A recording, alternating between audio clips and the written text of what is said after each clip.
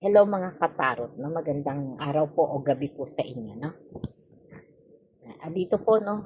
Bakit nga ba, no?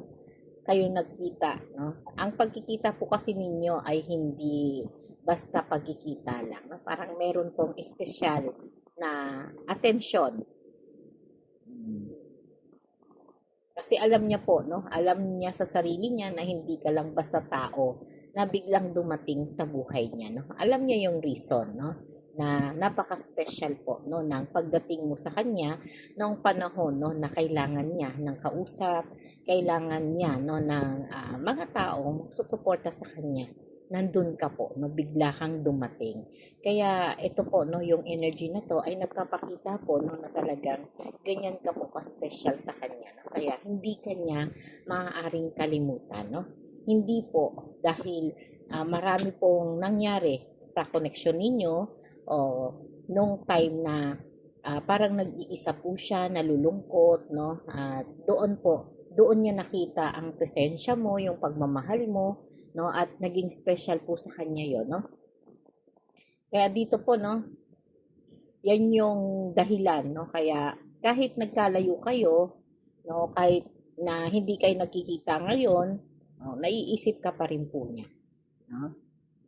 Iniisip ka pa rin niya o naiisip ka pa rin niya. Ang spirit guide po, no, ay bibigay po, no, ng mensahe mula sa kanya na alalahanin kanya, no, at bigyan kanya ng special na puwang sa buhay niya, sa puso niya, no, kahit marami pong nangyayari o na-discover niya sa sarili niya na napaka-special mo po. Sinasabi ng card na to, no, na talagang hindi kanya kayang bitawan. O, parang kahit magkalayo kayo, lagi kanyang naaalala. Ang hirap mo kasing i-let go, kaya parang andoon po yung emosyon niya lagi. At nakikita niya rin po sa'yo, no, na malaki yung ambag mo sa relasyon na to, no? Kahit maraming humaharang o humahadlang dito sa koneksyong meron kayo o marami pong ayaw sa koneksyon nyo, pilit pilit niya pa rin pong binibigyan pa po, no, ng halaga o kasi hindi niya alam kung paano niya uumpisahan, no, yung emosyon, no, na sabihin sa iyo kung gaano kanya kamahal, no? Kasi yung value po, no, ng connection yung dalawa ay hindi niya kasi kayang ano, no, ipagpalit kahit kanino. No, kaya andun po yung pagsisisi niya na parang hindi kanya nabigyan ng priority nung panahon na yun, no?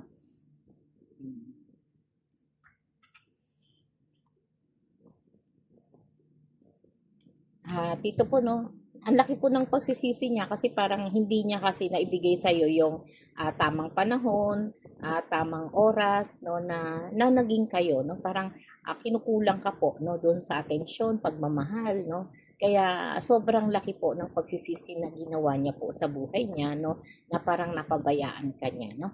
Kaya sinasabi po dito, no, na talagang kung sakaling babalik siya, o kaya niyang ayusin, no, ang koneksyon ninyo, kaya pa ba? Yun yung mga tanong po, no, na pumapasok sa isip niya, no, yung koneksyon yung dalawa. Pero ang gusto mong mangyari dito, no, ay parang ayaw mo siyang i-let go, no? Pero sabi nga niya, no, hindi kanya kayang i-let go, no? At babalikan kanya para suyuin ka ulit, no? Kasi ito yung pagmamahal na hindi niya kayang ipagpalit kahit kanino. Kasi nakasama ka niya at very special po ang emosyon niya, no, at pagmamahal niya po sa iyo, no? At andoon yung sistema, no, na talagang dumating sa time, no, na kailangan niya pong piliin, no, yung energy niya, no, kahit dumadating po, no, sa panahon na parang minsan feeling mo, no, pinapaikot-ikot ka lang niya. Dito po niya naranasan o naramdaman na sobra ka po niyang nasaktan, no. Kaya medyo napagod ka nung panahon na yon na maghintay sa kanya, no. Pero yung pagmamahal mo po, no, ay talaga malaki po ang naging ano, no, naging impact sa kanya at marami po siyang natutunan no, no. Marami po siyang natutunan, no, doon sa love na yon, no, sa love na ibinigay mo sa kanya.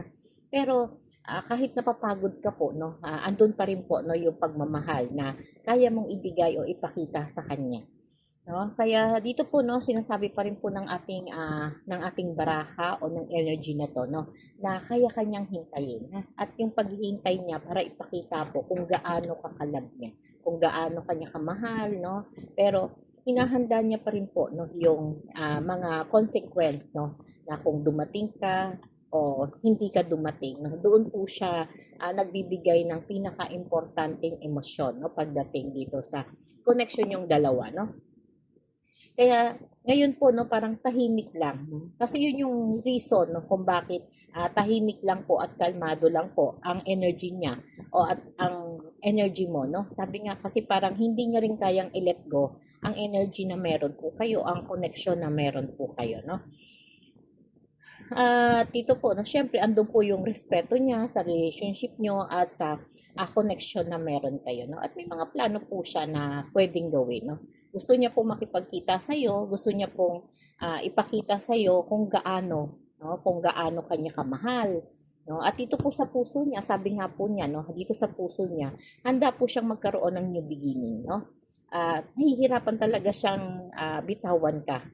Na kasi parang lagi pong naaalala niya yung litrato niyo, 'no? Yung litrato na hawak-hawak niya tapos bigla siyang iiyak, 'no? Bigla pong tutulo yung luha niya kasi nandun ka po lagi sa puso niya, 'no? At nafi-feel niya po, 'no, na mabilis yung tibok ng puso niya at ikaw lang yung laman ng puso, 'no? Pero pinaglaban ka niya ng sobra, 'no, dito sa emosyon na 'to, 'no? Kahit hindi niya sinasabi ng, personal sa'yo dahil nga sa haba ng panahon na hindi kayo nagkita, hindi siya nagkaroon ng lakas ng loob na ipaliwanag yung side niya, 'no, pero sobra kanyang hinahangaan 'no. Kasi yung value po ng connection yung dalawa, ito yung value na hindi niya napaglaanan ng panahon. O kaya ang laki po ng pagsisisi niya sobra po 'no, na yung priority niya binigay niya kasi sa iba na dapat sa'yo lang 'no. At nagsisisi siya talaga na hindi niya naayos o na iparamdam sa'yo na sobra-sobra kang special sa buhay niya 'no. Kaya yung feelings niya po 'no, by emotion 'no, ay dumating sa panahon 'no na masyadong malalim 'no. At kung may plano po siyang bumalik 'no at iparamdam sa'yo yung emosyon 'no, na talagang, seryoso siya na, hingin sa'yo yung kapatawaran 'no ng mga pagkukulang niya po 'no. Siyempre sabi nga niya hihingi siya ng tawad, ng paraan 'no, para do'n sa past, connection ninyo na nagkaroon siya ng malaking pagkukulang 'no. Kasi ito po yung emosyon na parang hindi niya po naibigay sa'yo yung tamang oras 'no, ng pagmamahal at ah, ng oras at panahon po 'no, na naaalala niya yung mga sandali na magkasama kayo 'no.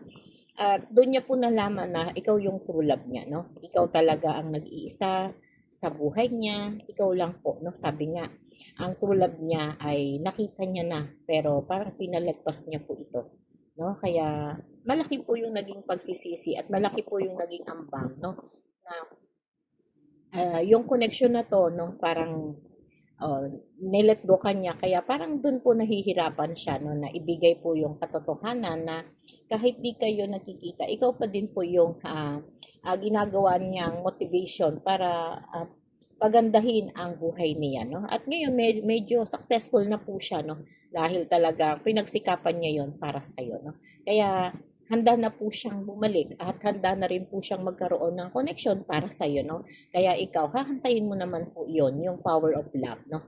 Yung power of love ay talaga namang, mararamdaman mo 'yan na parang magkakaroon po ng magnet 'no, na maido-drawing 'yan sa iyong puso, sa iyong imagination na talagang unti-unti 'no, mabibigay mo po yung sapat na pagmamahal at i-let go mo na yung past 'no. Kasi yung past parang ano na 'yan, hindi mo na kailangan pang, isipin 'no, kasi magdadala lang 'yan sa'yo ng sama ng loob 'no. At ihanda mo na lang po yung puso mo para tanggapin siya ulit 'no. At kahit hindi na kayo nagkikita 'no, naiisip ka pa rin niya palagi po 'no. Kaya handa niyang gawin yung mga bagay na makakabuti para sa inyo 'no. Kaya mag-ready ka na po ha, kasi babalik na po siya sa buhay mo.